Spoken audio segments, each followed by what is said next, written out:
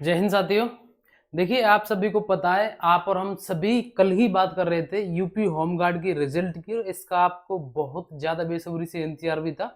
उसको लेकर के एक बहुत बड़ी अपडेट आ गई है, जिससे आपके जितने भी डाउट थे वो क्लियर हो जाएंगे। हो सकता है आप में से बहुत सारे भाई बहनों को पता लग गया हो, नहीं पता लगा हो, तो अभी मैं आपको एक चीज सारी करके बता रहा हूँ। और ये केवल यहाँ पर एग्जाम की ही नहीं, सबसे बड़ी बात यह है कि जो आपने एग्जाम दिया था, केवल यहाँ पर अपडेट आपके रिजल्ट की ही नहीं आई है। रिजल्ट आपका कब आएगा, उसके बाद आपका डीवीपीएसटी कब होगा, फिजिकल कब होगा, आपकी ज्वाइनिंग कब तक हो जाएगी, वो सारी अपडेट यहाँ पर आ गई है। ठीक है, तो उन सभी चीजों के ऊपर बात करेंगे। जो भी मैं आपको बताऊंगा, उसके बाद अगर फिर भी आपको कोई डाउट बचेगा तो वो आप कमेंट कर सकते हैं। देखो, ये आज का सुबह का ही न्यूज़पेपर की कटिंग है, आप यहाँ पर देख सकते हैं। हो सकता है आप में से कुछ भाई बहनों ने देख भी ली होगी। और मैं अभी बताऊंगा कि आपको रनिंग मतलब सभी लोगों को स्टार्ट नहीं करनी है, अभी किसको स्टार्ट करनी है किसको नहीं करनी है, कुछ चीजें बताऊंगा अभी। ठीक है, देखो आप यहाँ पर ये देख सकते हैं कि ये 81,000 से अधिक पदों पर समय से भर्ती के निर्देश दिए हैं। किसने? हमारे प्रदेश के मुख्यमंत्री ने। एक बार इसको पढ़ के देखते हैं। मुख्यमंत्री योगी आदित्यनाथ ने पुलिस भर्ती प्रक्रियाओं में तकनीकी आधारित निगरानी और मजबूत करने का निर्देश दिया। सीएम ने कहा प्रत्येक चयन आरक्षणों पर, यानी कि ये उनके द्वारा जो दिए गए आदेश है कि इन किन चीजों पर ध्यान दीजिए, पारदर्शिता पर ध्यान दीजिए, निष्पक्षता और शुचिता के साथ सभी काम हो।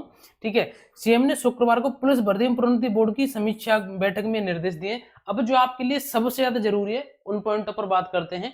अब यहाँ पर इन्होंने बताया कि 81,000 जो पदों में, इसमें उप निरीक्षक के 4,543 पद हैं, होमगार्ड के 41,424 पद हैं, यहाँ पर जो आपके कांस्टेबल के 32,679 पद हैं, और computer operator grade A 1352 vacancy इसमें, और यूपी एसआई एंड एसआई की इसमें आप सभी को पता है 537 वैकेंसी है। प्रोग्रामर जो ग्रेड 2 है इसके 55 वैकेंसी है, और यहाँ पर सहायक परिचालक की 44 वैकेंसी है, और कुशल खिलाड़ी की 637 है। यहाँ पर मृतक आश्रित की जो भर्ती है उसमें 201 पद है।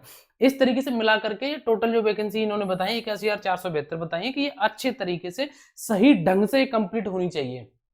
अब हम बात करते हैं जो कि आप सभी के लिए सबसे जरूरी है होमगार्ड के लिए। उससे पहले यहाँ पर इन्होंने एसआई के लिए बताया है कि उत्तर प्रदेश नागरिक पुलिस भर्ती 2025 के लिए डीवीपीएसटी जून में तथा अंतिम परिणाम जुलाई के तीसरे सप्ताह में प्रस्तावित है। ये एसआई के लिए। अगर आपका एसआई में नंबर आ गया है तो एसआई वाले भी ध्यान दीजिए। ठीक है, यहाँ पर बताया कि जुलाई के तीसरे सप्ताह में अंतिम परिणाम आपका आ जाएगा। अब बात करते हैं जिसके लिए हम बात कर रहे हैं, होमगार्ड के लिए।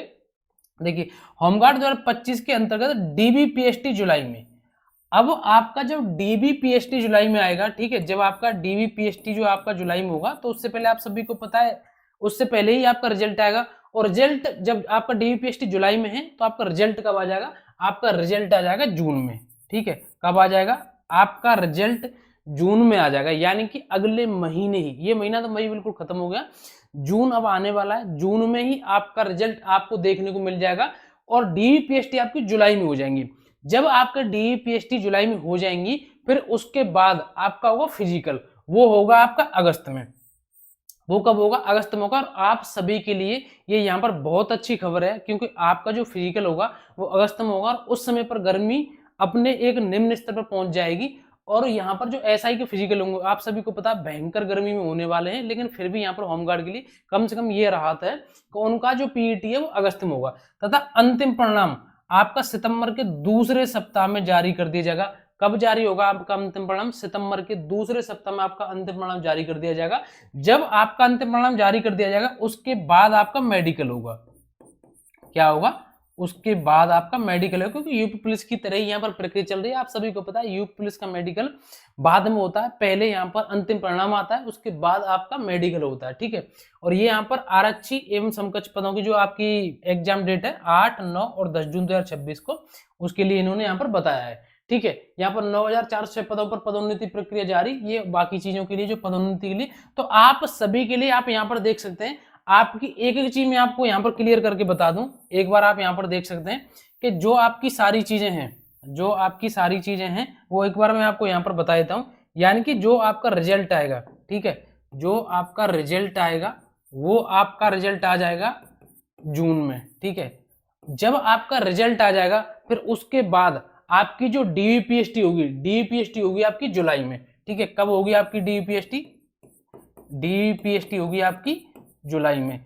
जब आपको डीवीपीएसटी हो जाएगी, उसके बाद फिर आपकी जो रनिंग होगी, ठीक है, उसके बाद आपकी जो रनिंग होगी वो होगी आपकी अगस्त में। ठीक है, कब होगी?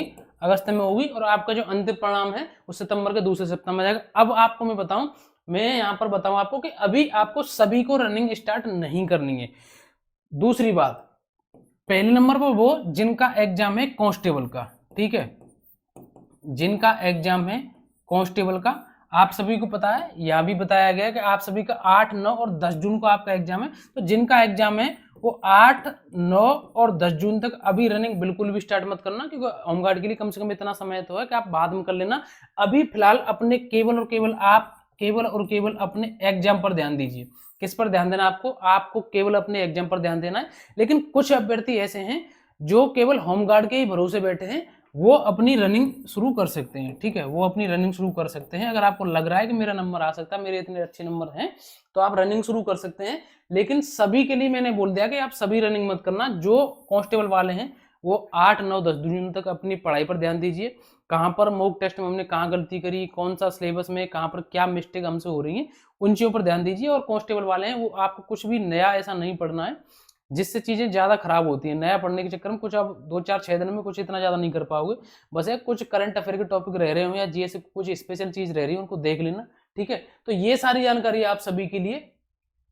अब आपका होमगार्ड का जो रिजल्ट है वो बहुत जल्दी आने वाला है, इसके ऊपर हम कल ही बात कर रहे थे। हालांकि मैं अभी भी कहूँगा जो बात मैं कल वीडियो में कर रहा था कि अभी भी कुछ अभ्यर्थी ऐसे हैं जो ये प्रयास कर रहे हैं बोर्ड तक पहुंचाने के बाद कि इसका जो रिजल्ट है बाद में देना। और ये केवल मैं ही नहीं कह रहा हूँ, कल जो मैंने वीडियो बनाई थी उसमें बहुत सारे ऐसे भाई बहन थे जो इस चीज़ पे गुस्सा कर रहे थे कि भैया इस तरीके से आप क्यों बात कर रहे हो, रिजल्ट बाद में नहीं पहले ही आने दीजिए। तो देखो, पहले आए या बाद में, ना आपके कहने से कुछ होगा ना मेरे कहने से कुछ होगा। लेकिन यह है कि अगर बाद में आएगा तो होमगार्ड वालों के लिए ही फायदा होगा। उसमें फायदा ये होगा कि जिन मतलब कुछ अभ्यर्थियों को जिनको सीट नहीं मिलेगी वो खाली चले जाएगी, खामखा नहीं मिलेगी कम नंबर के चक्कर में, तो जो कांस्टेबल ज्वाइन कर लेंगे उसके बाद आपको आसानी से मिल जाएगी। या फिर अगर पहले रिजल्ट इसका आए तो भर्ती बोर्ड उस तरीके से प्रक्रिया निर्धारित करे कि जिसको दोनों में से कोई भी चूज करनी हो वो कर ले कांस्टेबल, ठीक है। उसके बाद होमगार्ड की वैकेंसी खाली नहीं जाए। अगर ऐसा हो गया ना तो इसमें कई हजार पदों पर वैकेंसी खाली चली जाएगी, अगर इस तरीके से रहा कि ये जो भर्ती है और उसमें बहुत अंतर रहा तो रिजल्ट में और उसकी प्रक्रिया में, ठीक है। तो ये सारी जानकारी, और भी आपको डाउट होता है कमेंट करके मुझे बता देना। आज के लिए बस इतना ही, मिलेंगे नेक्स्ट वीडियो में। जय हिंद, नमस्कार, राम राम।